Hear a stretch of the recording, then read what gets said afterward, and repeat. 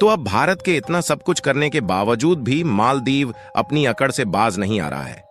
केवल मालदीव की इस छोटी गलती से मालदीव का कितना नुकसान हो सकता था, उसको तनिक भी अंदाजा नहीं था। लेकिन अब जब मालदीव की अर्थव्यवस्था बिगड़ने लगी है, तो उसको अपने गलती का अंदाजा हो रहा है और मालदीव को अब समझ में आने लगा है कि उसकी यह गलती उस पर कितनी भारी पड़ रही है। देखिए, मालदीव की जितनी कुल आबादी भी नहीं है, उससे ज्यादा भारत के टूरिज्म मालदीव हर साल घूमने जाते थे। यदि साल 2023 की रिपोर्ट को देखा जाए तो इस साल लगभग 2 लाख टूरिज्म मालदीव गए थे और यह संख्या हर साल बढ़ती ही जा रही थी। और आप इसी से अंदाजा लगा सकते हैं कि मालदीव की अर्थव्यवस्था किस तरह से हम भारतीयों पर डिपेंडेंट है। और अब भारत की 1.4 बिलियन आबादी एक साथ मालदीव का विरोध करने उतर गई है। यहां तक कि मालदीव जाने के लिए जो एयर टिकट और होटल की बुकिंग थी, भारत के लोगों ने कैंसिल करना शुरू कर दिया है और चारों तरफ सोशल मीडिया पर बॉयकॉट मालदीव का ट्रेंड चल रहा है।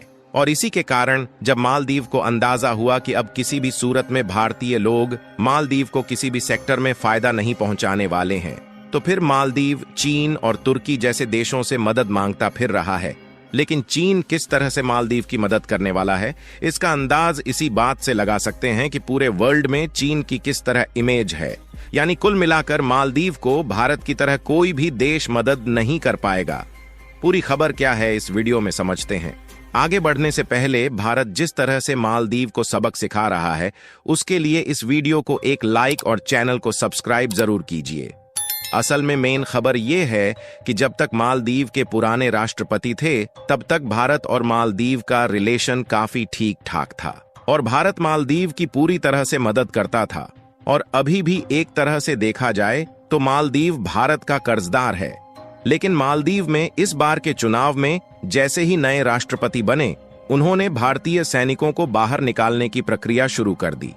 आपको बता दें कि केवल 77 सैनिक ऐसे हैं जो मालदीव में सैन्य कर्मी के रूप में काम करते हैं।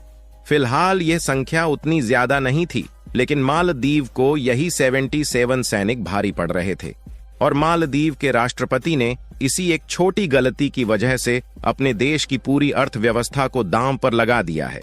एक रिपोर्ट के मुताबिक हम भारतीयों का मालदीव की अर्थव्यवस्था में एक बहुत बड़ा योगदान है, क्योंकि हर साल लगभग 2 लाख लोग मालदीव टूरिज्म के रूप में जाते हैं। और दूसरी सबसे बड़ी बात यह है कि मालदीव की पूरी अर्थव्यवस्था टूरिज्म सेक्टर से ही बनी हुई है। यहां तक कि मालदीव में खाने पीने के आइटम समेत रोजमर्रा की चीजें भारत ही एक्सपोर्ट करता है।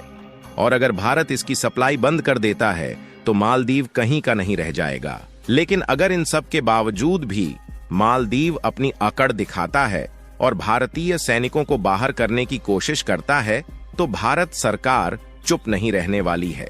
और भारत के प्रधानमंत्री नरेंद्र मोदी ने इसकी शुरुआत एक बहुत बड़े कदम से की है, जिसका तनिक भी अंदाजा मालदीव को नहीं था।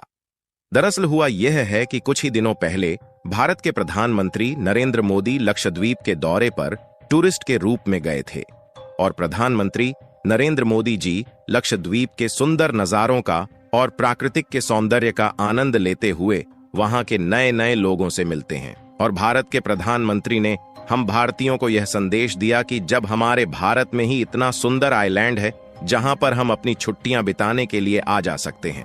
और उनका कहना है कि लक्षद्वीप मालदीव से भी ज्यादा सुंदर है, यानी कि नरेंद्र मोदी जी लक्षद्वीप को मालदीव की अपेक्षा एक बहुत ही सुंदर और मनमोहक जगह बताते हैं।